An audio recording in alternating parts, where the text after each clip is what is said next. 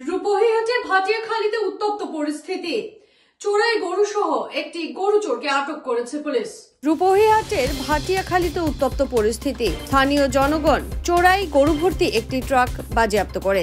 উত্তেজিত জনগণের চুরি কার্যে ব্যবহৃত গাড়িটি ভাঙচুর করে চুরমার করার সাথে গরু ভর্তি গাড়িটি সহ চোর সমঝিয়ে দেয় পুলিশকে। গরু চুরি কার্যে ব্যবহৃত গাড়ির নম্বর AS12CC3463। ঘটনাস্থলে আমবাগান পুলিশ উপস্থিত হয়ে পরিস্থিতি নিয়ন্ত্রণ করার সাথে 6টি গরু সহ বাহনটিকে বাজেয়াপ্ত করে। ধৃত চোরটি জামগুড়ির বর্মার হায়াতুল ইসলাম বলে জানা গেছে। অধিক তথ্যের জন্য জিজ্ঞাসাবাদ চালিয়ে যাচ্ছে পুলিশ।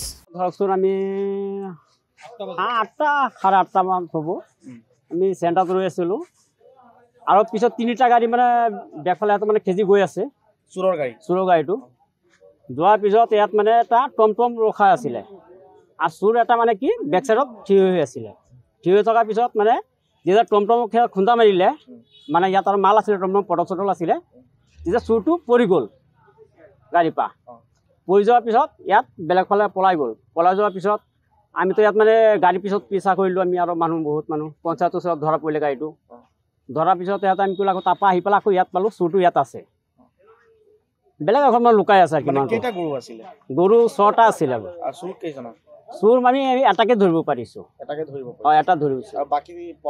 বাকীকেইটা ধৰকচোন এতিয়া পলাইছে। কেইটা আছিলে আমিতো সঠিক ক'ব নোৱাৰোঁ চোৰ গাড়ীত কেইটা আছিলে, কিন্তু এজনক আটক কৰিছোঁ আমি। ৰাজে আটক কৰি আৰক্ষীক চমজাইছে। এইটো আমবাগান থানা আৰক্ষী।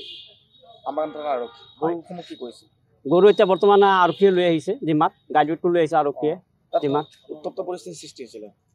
পৰিস্থিতি ৰাইজৰ হ'বই, গোটেই ৰাইজ ওলাইছে, গৰু চবফালে চুৰি হৈ আছে।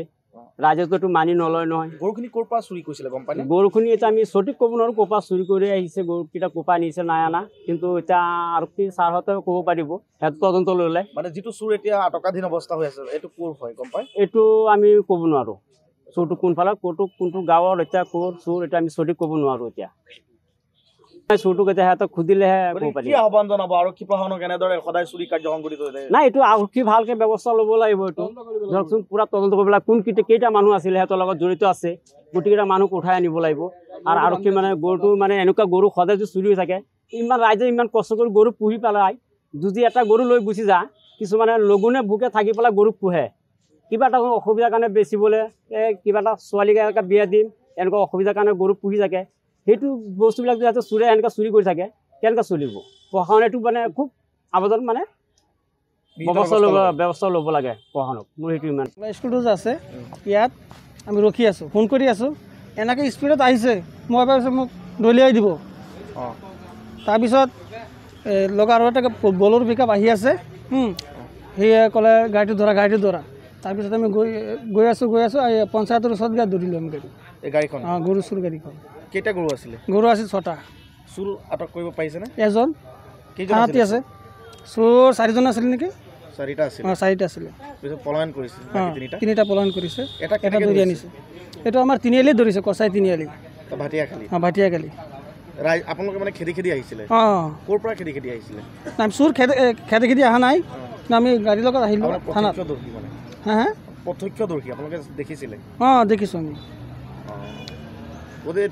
আমবাগান আৰক্ষীয়ে গৈছিলে তাত? গৈছে। আমবাগান আৰক্ষীয়ে গাড়ী আনিছে, গৰু চোৰৰ গাড়ী, আৰু চোৰ এটা ধৰিলে। উত্তপ্ত পৰিস্থিতি হৈছিল। হয়। যে কোনো খবৰেৰ জন্য যোগাযোগ কৰুন 7099017330 এবং 7099017110 নম্বৰে।